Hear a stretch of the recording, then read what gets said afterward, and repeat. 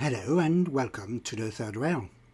If you follow the channel, you might be familiar with the new additions to the collection videos I do from time to time to present new arrivals in the collection. A while back, about 6 months ago, I presented this 3511 from Märklin, which is a model of a KLASSE C of the Württemberg State Railways. I haven't had much time to test it since then. I was too busy building the new temporary layout. But I recently gave it a spin, and unfortunately it isn't as good as it looked. So in this video we're going to try and find out what's wrong with it and hopefully fix it. So as I was preparing to test the model, I was immediately confronted with a first little issue. As I took the model out of its tray, the trailing axle had fallen off. It's nothing major, it's just a little plastic cover that needed to be put back in place, but it was a bit surprising. It didn't happen during the presentation. Never mind. So I was ready to put the model on the track. So despite this little issue, the model behaved as expected at first on the track. It's a very quiet motor, a very smooth running engine. Lovely. But upon closer inspection, I noticed that the locomotive was rocking from side to side, or wobbling. Now, if we zoom in, you'll see it a bit better. If I was intending to convert this locomotive for a Thomas and Friend story, then that would be a nice feature, but for me this is absolutely not desired. So I'm going to have a closer look into this and see what's wrong with it. Of course it's too late to contact the seller, so I'm gonna have to fix it myself, and unfortunately it's one of the trickiest issues with Märklin steam engines. So the behavior could be caused by something out of alignment in the valve gear, like a bent rod or pin somewhere in the assembly. That would be relatively easy to fix. Something a bit more serious could be a wheel out of quarter, and that requires specialist tools to fix. Or even worse, a bent wheel somewhere on one of the axles, which is also not good and requires special tools. So it's now time for a bit of troubleshooting. So I have had a look at the valve gear on both sides and I cannot see anything wrong with it. Everything looks in its place. I can't see anything out of alignment. So I'm going to have to dig a bit deeper. So to try and get closer to the cause of the rocking, I decided to remove the valve gear completely and try and run the locomotive without it and see if it still wobbles. And whilst removing the valve gear, I noticed that one of the main pins on the center axle was badly bent. I tried to straighten it and it snapped straight away. So I'll already need a new center axle. This might not be the only issue, so I'm still going to try and run the locomotive without the valve gear to see if I haven't got any other issue with the axles. And unfortunately, running the driving test showed that the locomotive was still wobbling. So I will need to dig a bit deeper still to find out which axle is bent. If I'm lucky, it's only going to be the center one, but it could be one or the other one, or both of them. So I'm going to have to remove the cover plate from under the chassis, and first of all I need to remove the fake brakes, they're simply clipped on. So with a pair of tweezers it's a matter of gently dislodging them from their little housing or holes under the chassis, and then gently lifting things up and put this little irreplaceable piece of plastic somewhere safe during the rest of the repair. Then it's just a matter of loosening 2 screws and lifting the plate holding the wheel sets to their bearings. So I'm now ready for the next test. I'm going to do the same test as I did before, which is running the locomotive without the valve gear.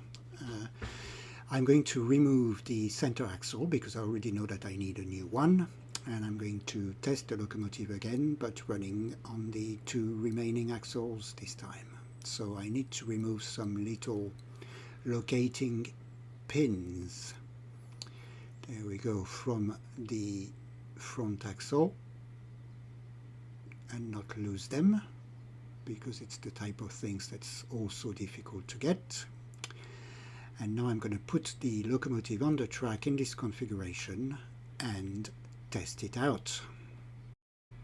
And the test in this 2 wheel set configuration unfortunately shows that the locomotive is still wobbly. You can even see on the film, on the video, that the wheel at the back nearest to the motor is bent.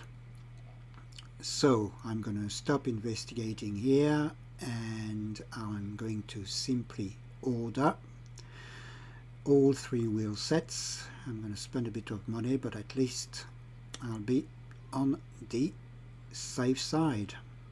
Well, it's not going too well so far. It's at least 2 out of 3 wheel sets. I need to jump on the internet, do a bit of searching, and unfortunately spend a bit of money, and I don't think that's going to be very cheap.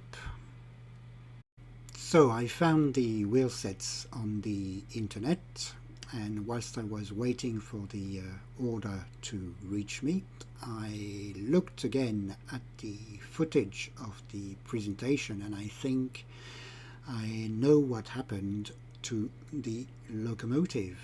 If we look at the tender at the back, we can see that one of the steps or the ladders is bent out of shape, and it's on the same side as the bent wheel and the bent pin was located. So I think it's a simple little accident. The locomotive was taken out of its tray, of its box, and then dropped from about 20 to 25 centimeters height onto a table, and that would have been enough to break everything. Oh well, it's a shame that it took me such a long time to test the locomotive, but we can't change anything about it. So fast forward a few weeks and 85 euros, and I am in possession of 3 new old stock replacement wheel sets, which are all in their original Märklin factory packaging. So we're ready for the next step in the process, and we just have to hope that nothing else is wrong. So the first thing I'm going to do is simply put the chassis of the locomotive on the wheel sets without attaching them, just to do a quick test to make sure that nothing else is out of alignment or out of shape. So it's just a matter of inserting the wheel sets in their half bearings, and then we should be ready for a first test. So, and fortunately for me, no more wobble. Excellent. We are finally on the right track. So it's time for me to tackle the reassembly. So I'll start by giving the bearings a good clean, as well as their cover plate. Just a bit of WD-40 and a few cotton buds will do the trick very nicely. I am now ready to reinstall each wheel set in its respective bearing. So the first two are easy. The front wheel set needs to have some bolts reattached to it, or some locating pins. They prevent the I think copper bearing that's around the axle of that wheel set from moving whilst the locomotive is in operation.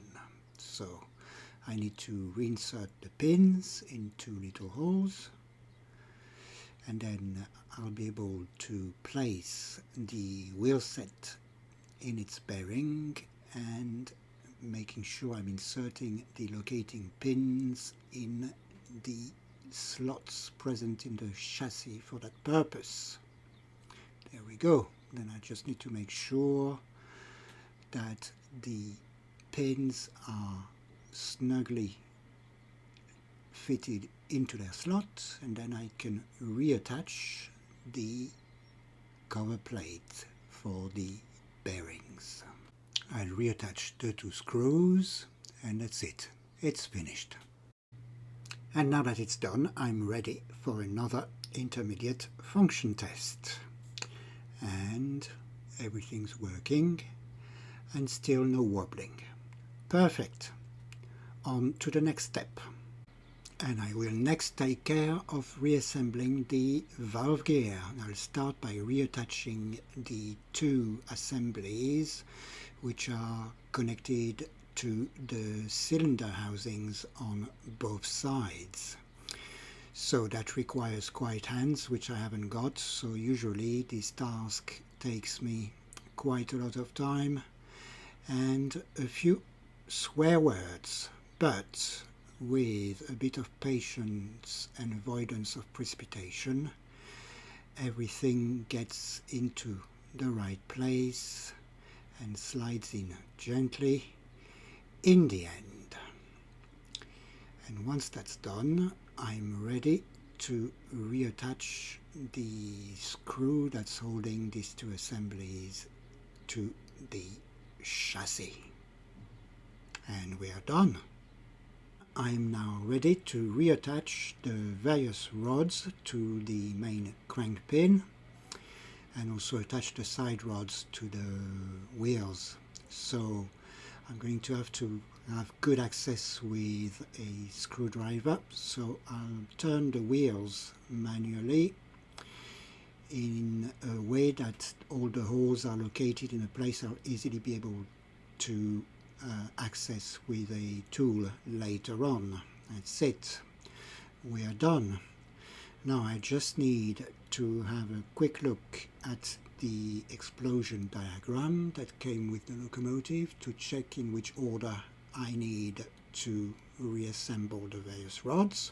Alright, and I will need to start with the side rods, which are the rods attached to all three wheels. So they've got a little mark in the middle, I don't know what it's called. It needs to be mounted facing backwards. That's it. Then I align the wheels so that the bolt holes are lined up nicely with the holes in the side rod, and then I can start reinserting the various bolts. And it's a fiddly task, but I was soon done. So now it's time to reattach the eccentric crank and the eccentric rod to the main crank pin on the center wheel. So the eccentric rod is the last one to go on. It can only go on one of two ways, so Need to do a few fit tests to make sure that it's inserted the right way, and it just goes in onto the or over the crank pin by a few millimeters, actually just 1 or 2, and leaves it just enough space to be able to attach a nut over it. So it's also a fiddly job, as you can see from my various attempts here, but perfectly manageable for someone with a good pair of magnifying glasses and shaky hands like mine. So this bit took me about 15 minutes. We just fast forwarded, as you could see. We just now need to repeat exactly the same set of actions on the other side, and I'll spare you that bit. And I'm now tightening the last nut, and I should be able to check that everything is attached to the wheels, and it is, and I can turn the motor in one direction and we can see that everything's moving freely, and if I try it in the other direction, same result. That looks very good, and we're ready for another intermediate function test. So I've put the locomotive on the track, and it goes well in one direction, goes in the other direction, nothing gets stuck. We're going to try and make it go very slowly, just to be able to pick up whether anything gets stuck in the process, but no, everything looks okay. So we're ready to put the body back on now. On this model, this operation needs to take place before attempting to reattach the leading or trailing trucks. The body is held to the chassis with 3 screws. One goes in the hole directly in front of the front wheel set, and there are 2 other screws which are located under the cab and fit through the body into the chassis. And I can now reattach the 2 trucks with the final sets of wheels. That's it, all done. So it's time for a final test now. So slow drive by, very nice, no wobbling. Same thing backwards. Perfect. So let's try the 5-star propulsion system now.